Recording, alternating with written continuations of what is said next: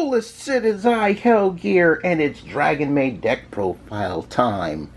Got the cards in, done with the testing, and finally living up to the word of mine that I said earlier on. So apologize for the delays.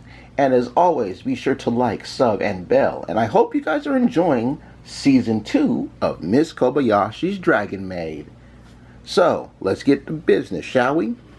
Now, as I count the cards for you guys, I want to just do a little bit of housekeeping for those unfamiliar with how this deck plays. To those of you who don't know about the Dragonmaids, they work in essentially this sense. They take two forms. First is the maid form. The maid form has two once per turn abilities.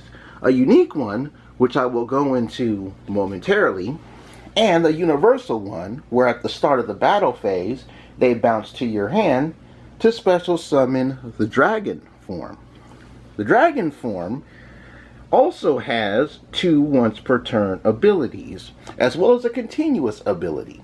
The continuous ability that all of the dragon forms share is that when you control a fusion monster, they cannot be destroyed by card effects.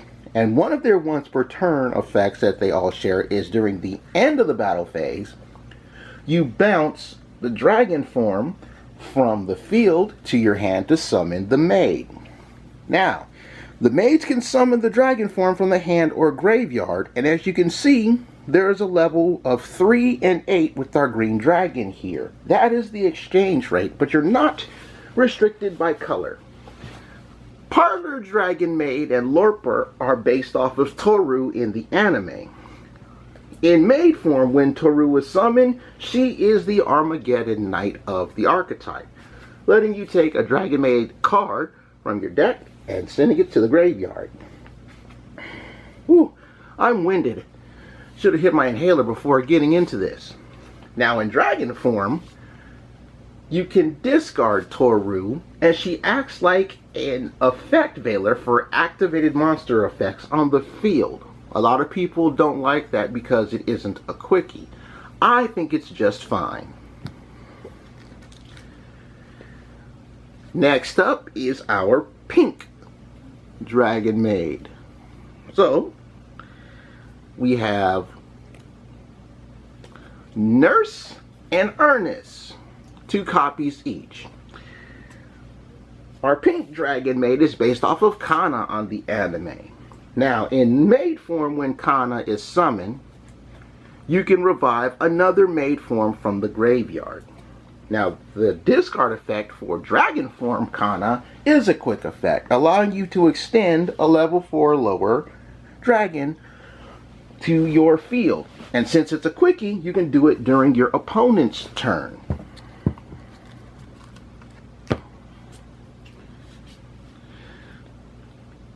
Next up is Laundry and Nudyar, who are based off of Elma. Laundry's been getting back into the Dragonmaid Duelist deck recently. When Elma as maid form is summoned, she mills the top 3 cards off of your deck to the grave. It's a risky play, but it can set you up properly depending on your cards. Maid form, of course, would have been better if Totally Awesome didn't have that restriction of 2 level 2 aqua monsters. Then it would have been pretty sweet. Dragon form Elma isn't all that great, and I can understand why duelists don't play with her. On discard, she lets you return 1 monster from either player's graveyard to the deck and shuffle it. Kana and Elma, as you can see, are level 2 in maid form and level 7 in dragon form. That's their switch out rate.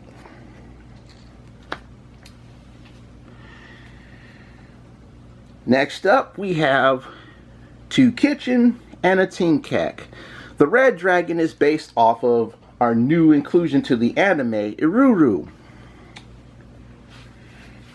In maid form, when Iruru is summoned, she acts like a modified graceful charity, letting you take a Dragonmaid monster from your deck to your hand, and then you send a Dragonmaid monster from your hand to the graveyard.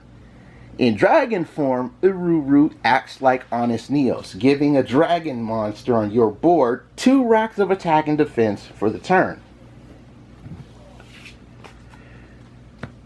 And now the odd maid out, and also the most expensive of the maids so far for our July format, is the Chambermaid.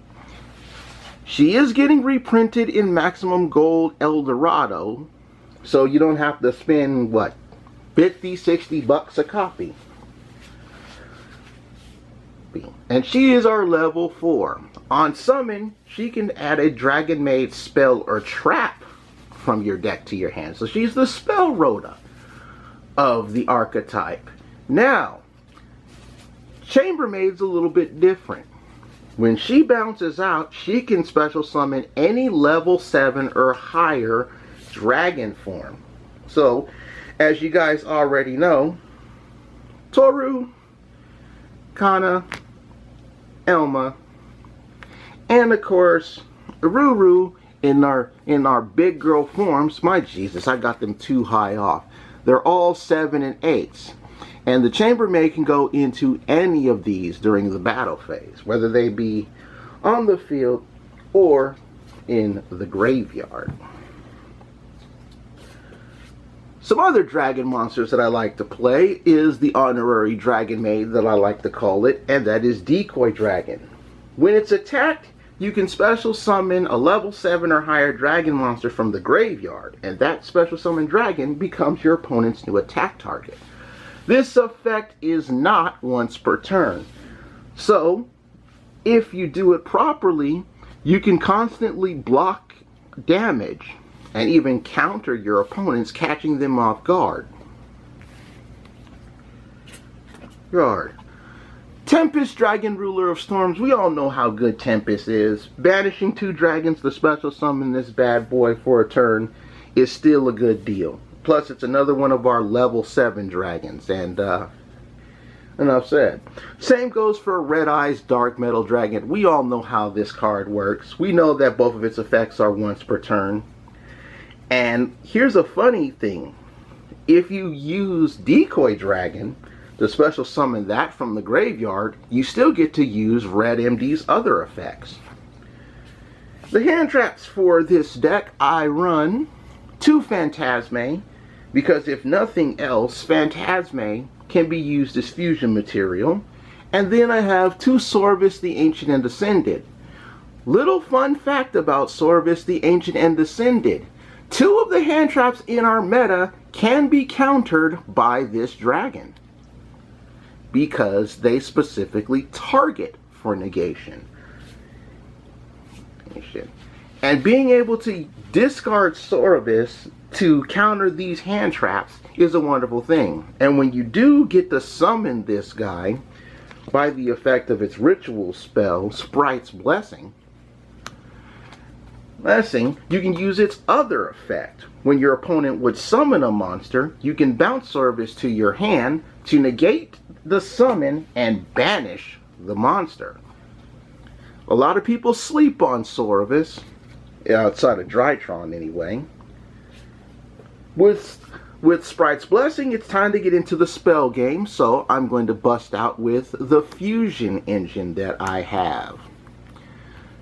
Some duelists are adding a second changeover to their decks because of Call by the Grave and even DD Crow, but I still like to play one. I may add the second one later, especially since you can always recur changeover by bouncing 1 Dragonmaid you control back to the hand when it accompanies this. I do have an instant fusion target in my extra deck, as well as super poly targets, and I'll get to those when I get into the extra deck game of this deck. And now the card that I didn't have before. 2 copies of Dragonmaid Hospitality. This lets you special summon a Dragonmaid monster in defense mode from your hand or graveyard. And then you send a Dragonmaid from the graveyard of the same attribute but different level.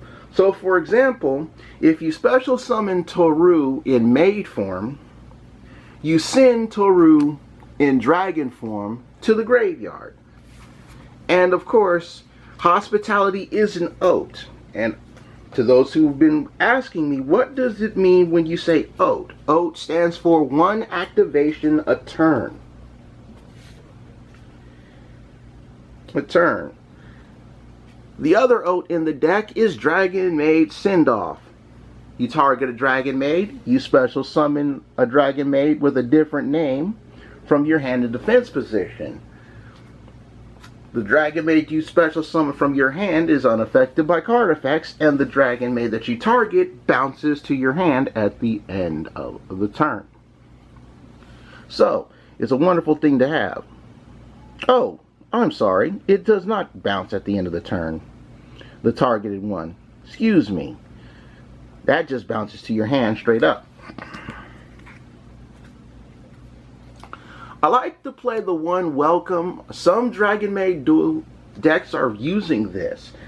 The slight dragon attack boost is not why you use this card. When it's sent to the graveyard, it protects your Dragonmaid's monsters from card effects for the turn. This is why we send it to the graveyard. And you can do that off of the effect of, again, using Maid Form Toru. You send this to the graveyard, you've got some protection for the turn. Other one-ofs, I have the Call by the Grave. We all need to make sure Toru can go off unhinged. And Dragon Shrine, because I'm using all dragon monsters, and we're saving Foolish Burial for when we don't have a non-dragon monster to send to the graveyard. 2 World Legacy Guard Dragon for the revival and moving over of a spot. Even though LP is banned, you can still use this to revive any of your Dragonmaid monsters that you might need. And while World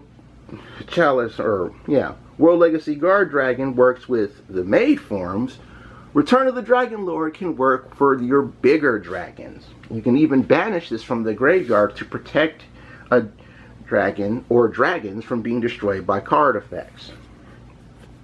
I still run 2 Magical Mallet because pot is expensive as hell. It's the draw spell, you guys. And yes, I said it, pot is expensive as hell. If you have the pot, feel free to replace these with your pot of choice, whether it be Extrav or Extrav or Prosperity. Trap game, you guys. First and foremost, we have 2 Dragonmaid Tidying. Dragon Link Duelists know the combo with Chamber and Tidying. You bounce a dragon you control, and 1 card your opponent controls back to the hand. And then you can also banish this card from your graveyard to special summon a Dragonmaid monster from your graveyard or hand in defense position. And of course, you have to choose between one of these 2 effects to use in the turn.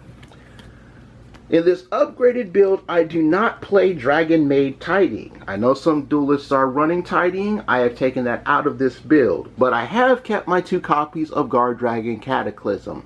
Simply put, it is Icarus attack for dragon monsters. You tribute a dragon, you blast 2 cards on the field, and this is not an up to 2, as many people thought it was when I did my last deck profile.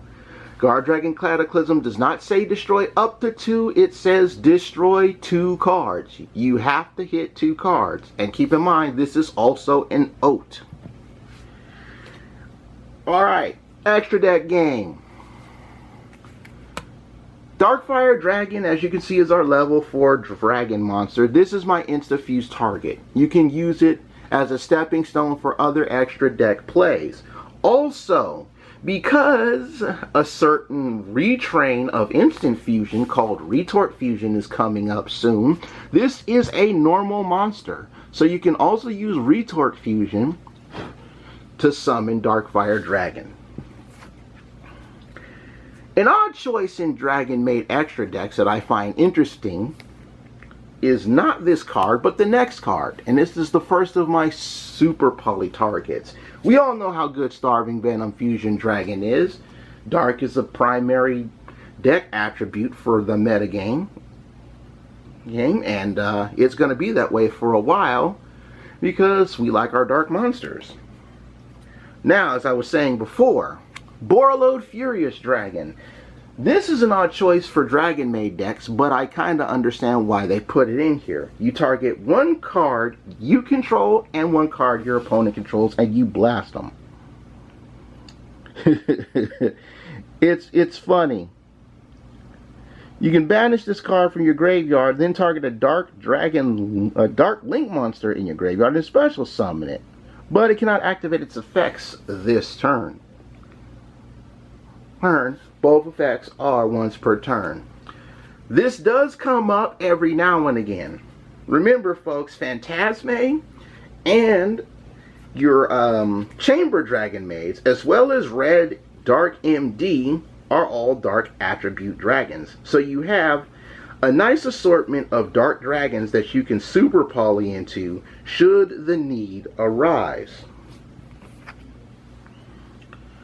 But the best super poly target in your extra deck is still Trishula, the Dragon of Icy Imprisonment. It needs 3 monsters to fusion summon, but if all 3 of them are dragons, you can banish 3 cards. 1 from your deck, 1 from your opponent's deck, and 1 from your opponent's extra deck. And trust me, taking out a vital extra deck card in your opponent's strategy is always worth its summon. Alrighty, we got 2 copies of The House and Show. This is the dragon that is based off of Fafnir in the anime. Now, during the standby phase in maid form, you can target a different Dragonmaid on the field and special summon one who's 1 level away from your hand. Ooh, my Jesus, I forgot how this uses that. I use it so much. What this means is this. Say you have, and we'll get the maids for this because it's best explained with them. Say you have Toru here on the field and you target Toru, right? When you use the house's effect, you can either special summon from your hand Kana or Elma for that matter, or you go into Chamber because they are 1 level away from 3.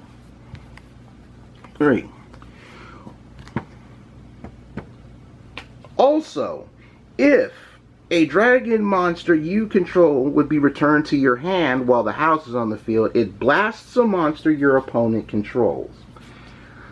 Not bad, Fafnir. Now in dragon form, this is actually a bit of negation. When your opponent activates a spell, trap, or monster effect at quick effect speed, it not only negates and destroys the monster, but it returns to the extra deck to summon the maid form. And during the standby phase, dragon form Fafnir can special summon a Dragonmaid from your hand or graveyard. Very useful tools for the trade here.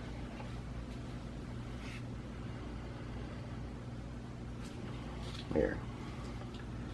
For the links, we still run Pisty, because why not? I run Twin Triangle Dragon. This is actually one of my funner, easier boards to make. And then, of course, the Hieratic Seal of Heavenly Spheres. I need to put lotion on my hands. Such ashy knuckles. Okay, so Pisty, we all know how this works. You special summon a dragon from the grave or banishment when it's pointing to a zone that 2 link monsters point to. Twin Triangle Dragon lets you special summon a level 5 or higher monster from the graveyard to the zone it points to when it's link summoned and after you pay 500 life points. And Hieratic Seal of Heavenly Spears is our friendly bounce. Bounce if it's tributed to negate. I still also play Armillary the Star Leader Dragon. It is still a fun extra level 2 or link 2 option. It allows you to special summon a dragon from your hand that is the same level as a dragon that it points to. So for example, if you have the Chambermaid sitting right here, actually no, wrong, bad example. Let's say we have, where are you? Goodness sake. Let's say we have Toru right here, right? Armillary will let you special summon Aruru right here. Here in defense position, and Aruru's effects are negated. Usually when I do this, it's with my higher level dragons. Sho and Red MD are both level 10 monsters, and you can go into the rank 10 plays. Go into the rank 10 plays. Triple Burst Dragon for the negates, it's as simple as that. There are a lot of level 7 monsters in the main deck, so Big Eye is a really nice extra deck option. Being able to take one of my opponent's monsters is always a good thing, because it keeps them from using it. And as I spoke of before with the level 10s, we have Gustav. And we all know how good Gustav is. And that is the deck profile, you guys. I hope you enjoyed it. Remember to like, sub, and bell. There are more deck profiles on the way. But for now, I take my cards to the box because I'm done. Bye-bye, everybody. Bye-bye.